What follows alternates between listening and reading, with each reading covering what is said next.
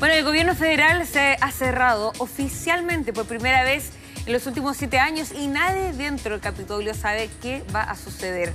Bueno, la falta de financiamiento deja a gran parte de la administración sin operaciones y también obliga a cientos de miles de empleados federales a abandonar sus puestos o incluso permanecer en ellos, pero sin remuneración. Bueno, queremos profundizar acerca de este tema y estamos con Isidora Puga, quien es académica de Historia de la Universidad de los Andes. ¿Cómo está? Hola, muchas gracias por tenerme aquí. Bueno, muchas gracias a usted por su tiempo también en profundizar en esta materia. En primer lugar, si pudiéramos profundizar, ¿no? ¿Qué significa el cierre de gobierno? Porque eso no lo vemos en nuestro país y se ve algo muy lejano, ¿no? En primera instancia, para ir aclarando distintos puntos, ¿qué significa un cierre de gobierno? Mira, Estados Unidos tiene que, el Congreso de Estados Unidos tiene que todos los años aprobar una especie de ley de presupuesto. Son 12 leyes que van a determinar el presupuesto de distintas agencias o áreas del gobierno. Esa ley tiene que estar aprobada para el último día de septiembre porque el año fiscal federal se inicia el 1 de octubre. Si es que esa ley no está aprobada, empieza este cierre, este shutdown, que como hablan en Estados Unidos, del gobierno.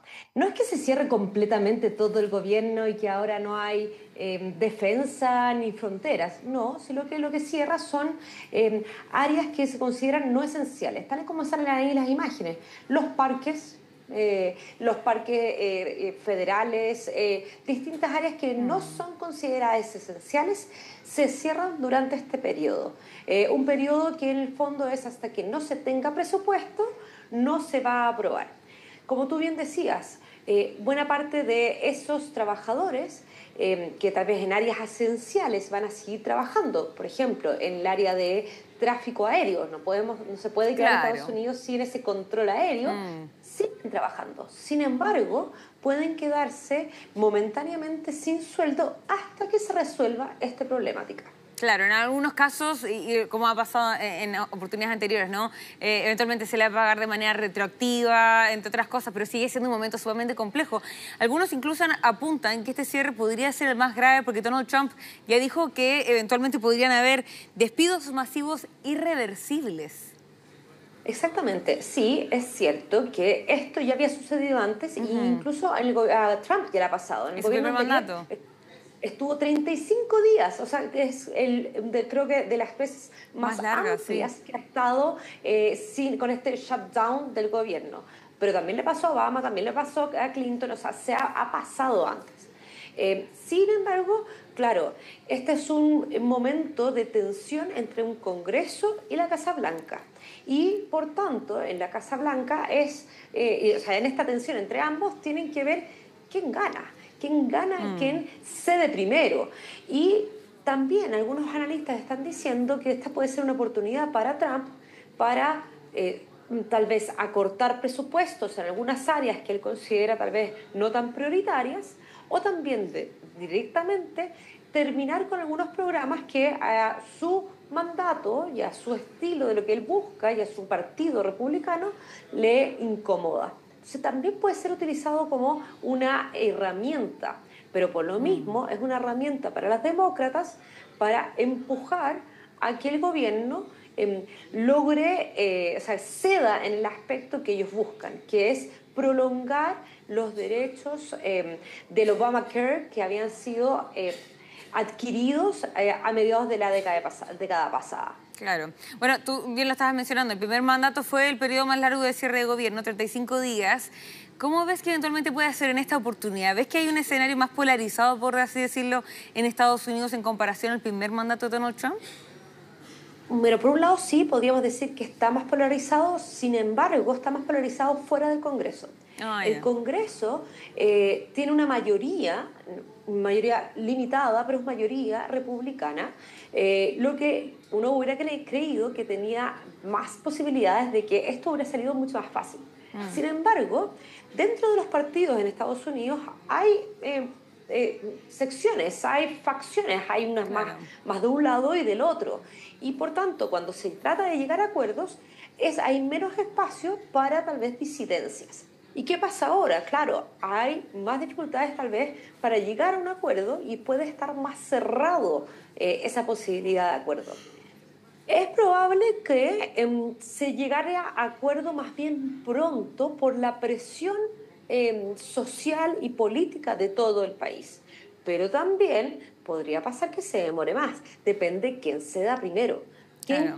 ¿Quién está más disponible a ceder frente a esto? Porque Trump desde sus inicios lo que ha querido es recortar el tamaño del Estado, ¿ya? Del Estado federal, para que los estados locales, por ejemplo, Wisconsin, Florida, California, cada uno tengan sus propias decisiones y que decidan a nivel local. A nivel federal, la idea es que se recorte ese gran estado.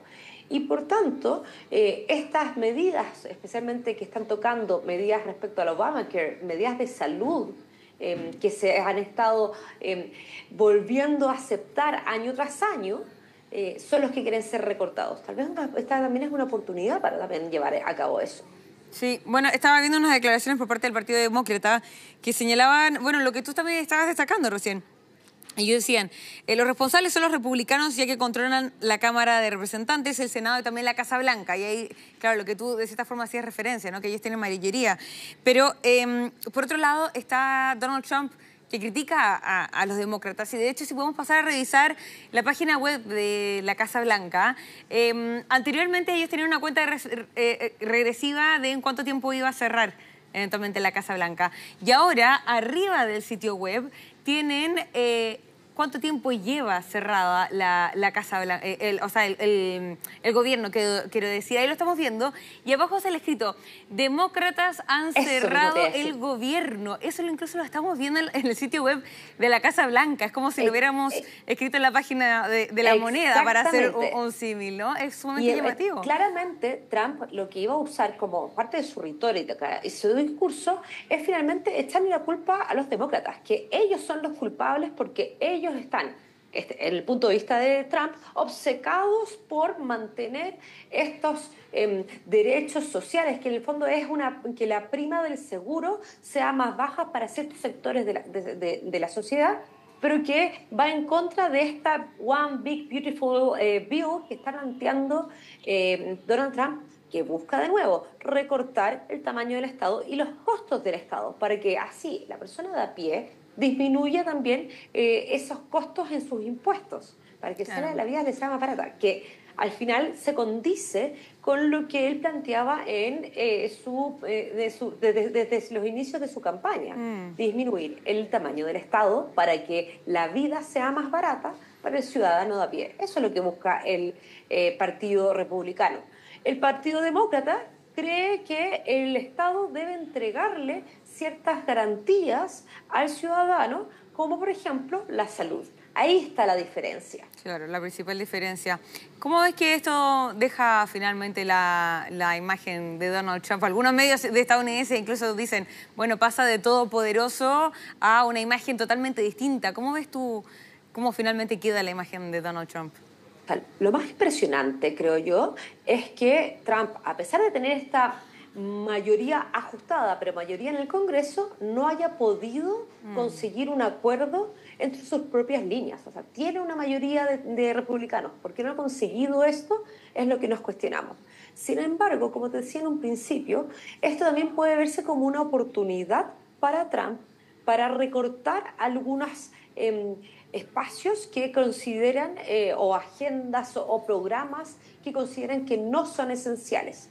Pero por otra parte, también muestra que se debilita el liderazgo de Trump en su propio partido y también el orden de las filas de su partido.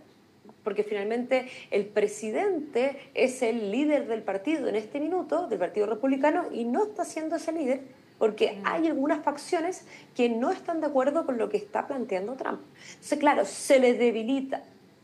Si van pasando los días, puede verse más afectado porque se va a ver evidenciado en la vida diaria este problema para toda la sociedad norteamericana. Hoy, un día, 2 días, 3 días, puede que no haga demasiado ruido. Si esto se alarga, va a empezar a hacer mucha presión a nivel social y político. Claro. Y esto también va a provocar entonces una desestabilización del gobierno de Trump. Sumando a eso, algunos parlamentarios republicanos también de cierta forma desalinearon con Donald Trump. Lo vimos cuando estuvo el cierre del programa de Jimmy Kimmel y también en otras discusiones anteriores que no han seguido los mismos lineamientos de Donald Trump, así que eso también ha sido bien llamativo. Ahora, con este cierre de gobierno de Estados Unidos, ¿quiénes son los principales afectados? Bueno, finalmente en general son esos mismos empleados que pueden llegar a ser 800.000 empleados federales que pueden tener, o sea, estamos hablando casi de 1 millón de personas que pueden ver afectado el ingreso mensual. Y también, no solo ellos, sino aquellos que necesitan de esos servicios, que tal vez para el gobierno no son considerados esenciales, pero tal vez para otras personas sí son considerados esenciales. Entonces, eso también es una población que va a empezar a hacer mucho ruido a nivel especialmente mediático cuando ya esto empiece a pasar más días de este cierre del gobierno. Claro. Que no van a poder, que va a ser cada vez más indefendible para este gobierno. Hoy él le está echando la culpa, directamente está culpando a los demócratas. Sí. Cuando empiecen a pasar los días, tenemos que ver cuál va a ser la retórica y el discurso que va a utilizar para culpar a otros y no a ellos mismos por no cederse. Aquí es una discusión de a dos que tienen que ceder en algunas partes para poder llegar a un punto de encuentro. Sí. ¿Cuál es el punto? En el fondo, ¿hasta dónde la discusión hasta dónde va a llegar para que lleguen, en el fondo, a un momento de acuerdo y resuelvan este problema? Eso va a ser bien interesante. Ahora, ¿esto puede repercutir en otros países? Por ejemplo, en nuestro país o cualquier otro país. ¿Puede tener efectos también? Puede tener efectos por efectos económicos. Ya. Finalmente, si esto se alarga, también es un freno, aunque uno diga, limitado, pero puede empezar a aumentar sus repercusiones a nivel nacional y también internacional. Incluso se estaba hablando que podría tener un impacto económico por el desgaste y por el impacto en la calificación crediticia de Estados Unidos.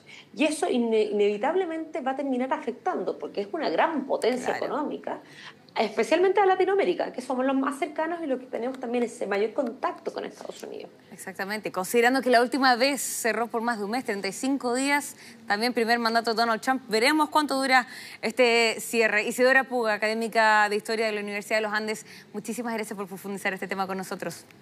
Muchísimas gracias, que estén muy bien. Igualmente, chao, chao.